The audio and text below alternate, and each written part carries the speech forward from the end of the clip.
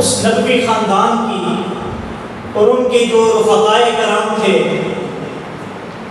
एक ट्रेनिंग हो चुकी थी और नबी करीम सल्लल्लाहु अलैहि वसल्लम के ज़ेरे साया वक्त गुजरा था। तो उस तरबियत का असर था कि वहाँ पर इमाम हुसैन रज़ियल्लाहु ताला अन्हु भूख, प्यास, परदेश, गर्मी की तपती हुई लू, सहरा और पानी भी नहीं है, खाने पीने का सामान भी नहीं है, कुछ भी नहीं है, ज़रूरत ज़िंदगी से दूर करके उनके लिए ज़िंदगी को तंग कर दिया गया।